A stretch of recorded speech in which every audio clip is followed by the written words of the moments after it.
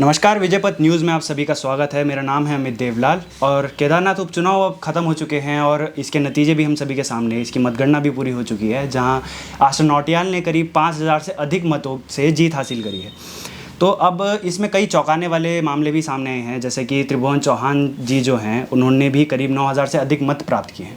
तो अब हमारे साथ मौजूद है बॉबी पंवार जी, जो कि बेरोजगार संघ के अध्यक्ष है और पूर्व टिहरी लोकसभा से प्रत्याशी भी रह चुके हैं। तो बॉबी पंवार जी, आपका क्या कुछ कहना है इस पूरे उपचुनाव को लेकर? और जैसे कि बीजेपी ने भी ये दावा ठोका था कि वो करीब 35,000 से अधिक मतों से जीत हासिल करेंगे। देखिए, पहले तो धन्यवाद आपका। और मुझे लगता है कि बीजेपी का दावा सत्य था, क्योंकि उनके द्वारा जो आंकड़े जुटाए जा रहे थे, आंकलन किया जा रहा था, उनका कहना सही था कि वो 35,000 वोटों से अधिक मत प्राप्त करेंगे।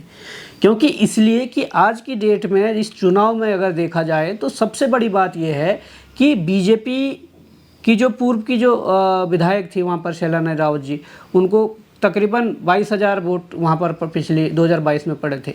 उसके अलावा जो निर्दलीय तौर पर पिछले बार जो लड़े थे, 13,000 कुछ वोट कुलदीप रावत जी ले गए थे और 4,000 कुछ वोट जो है सुमन तिवारी जी ले गए थे, 3,000 कुछ वोट आपके देवेश नौटियाल जी ले गए थे।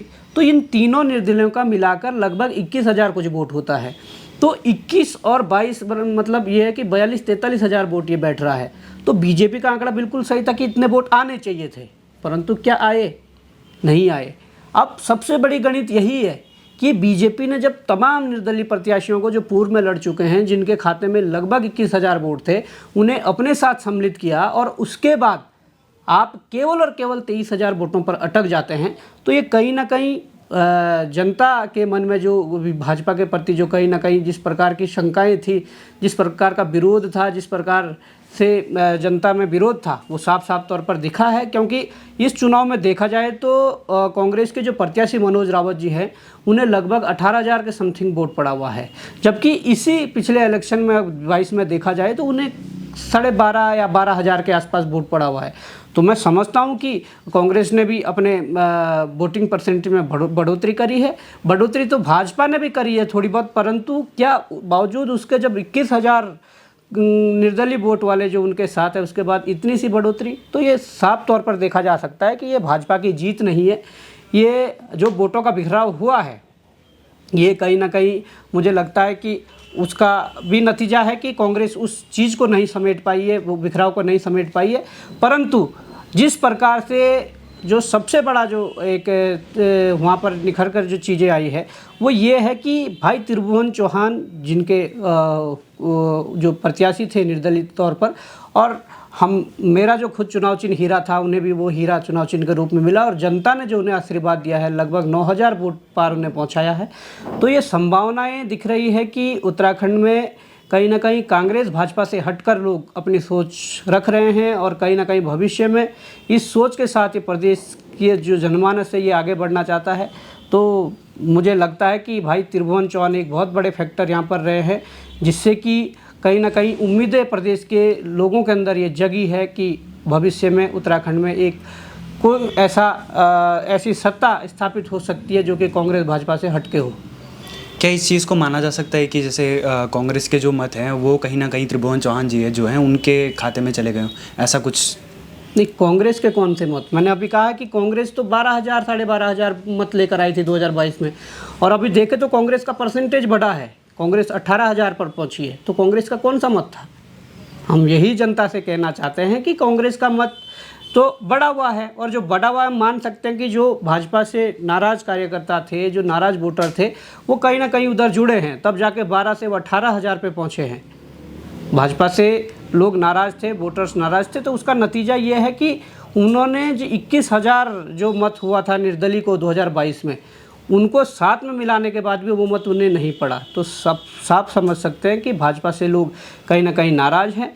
और इन आंकड़ों को जब देखा गया और उसके बाद जब देखा गया कि 2 महीने पहले से वहाँ पर 5-5 मंत्रियों की ड्यूटी लगाई गई, खुद मुख्यमंत्री धामी ने कई राउंड वहाँ पर गए प्रचार में, कई उन्होंने वहाँ पर जो प्रचार के दौरान कई सम्मेलन किए, कई प्रचार के लिए पूरे क्षेत्र में घूमे। उसके अलावा चुनाव से पहले लगभग 600 करोड़ की योजनाओं को वहाँ पर धरातल पर उतारने की बात कही, वो लोभ लालच दिया गया। बावजूद उसके चुनाव से 15 दिन पहले जिस प्रकार से लगभग 4 से 5 हज़ार महिलाओं को लखपति दीदी योजना बनाने का जो उन्होंने एक लालच दिया, लोभ दिया, तो मैं समझता हूँ कि ये सारे लोभ लालच देकर जिस प्रकार से भाजपा ने जीत 5,000 मतों से हासिल की है, वो कहीं ना कहीं भाजपा की जीत नहीं है, परंतु उनका जो जिस प्रकार से करोड़ों रुपया और संसाधनों का दुरुपयोग करके जिस प्रकार से चुनाव को प्रभावित किया, ये उसकी जीत है। तो बॉबी पवार जी, भविष्य में आपकी क्या रणनीति रहेगी? 2027 के जैसे विधानसभा चुनाव नज़दीक आ रहे हैं, तो क्या कुछ आपकी रणनीति रहेगी? देखिए, रणनीति साफ है। उत्तराखंड की जनता युवाओं को समझ पा रही है और जो मुद्दों पर लड़ रहे हैं, जो मुद्दों की राजनीति कर रहे हैं और मुद्दों पर खड़े हैं, उन लोगों के साथ जनता जुड़ना चाहती है। वो एग्जाम्पल आप चाहिए टिहरी संसदीय क्षेत्र की लोकसभा सीट से ले लो। जब हम खुद खड़े थे तो वहाँ की जनता ने लगभग 1,68,000 से अधिक मत हमें देकर कहीं ना कहीं ये मैसेज देने का काम किया था कि जो जनता के मुद्दे लड़ेंगे, जनता उनके साथ खड़ी है। अब हम लोगों के सहयोग से, हमारे समर्थन से जब हम लोगों ने केदार घाटी में केदार घाटी का बेटा त्रिभुवन चौहान को खड़ा किया, तो जनता ने वहाँ पर एक बड़ा मैसेज दिया है कि इसी प्रकार से अगर प्रदेश भर में इस प्रकार के युवा निकल कर आते हैं जो मुद्दों पर लड़ रहे हैं, जो वास्तविक मुद्दों को धरातल पर लड़ाई उन मुद्दों की लड़ रहे हैं, ऐसे लोग अगर आएंगे तो निश्चित तौर पर जनता सहयोग करेगी और साफ रणनीति है। ऐसे 2027 तक हमारा टारगेट है कि 50 ऐसे चेहरे प्रदेश भर में स्थापित करने हैं, खड़े करने हैं, जो इस प्रकार से भविष्य में अपनी राजनीतिक ताकत जो अपनी क्षेत्र में दिखा पाएँ और इस प्रदेश को एक नई दिशा और दशा देने के लिए वो काम करें। निश्चित तौर पर शुरुआत हो चुकी है और हमें तो लगभग कई विधानसभाओं से ऐसे चेहरे मिल चुके हैं और उन चेहरों पर काम किया जाएगा और 2027 में इस उत्तराखंड को बचाने के लिए, इस उत्तराखंड को नई दशा और नई दिशा देने के लिए पूरा काम किया जाएगा और उसके लिए तत्पर हम तमाम मुद्दों पर लड़ रहे हैं और संघर्ष कर रहे हैं। तो अब देखना यही होगा कि भविष्य में जो है उत्तराखंड की राजनीति किस ओर का मोड़ लेती है। तब तक के लिए देखते रहिएगा विजय पथ न्यूज़। धन्यवाद।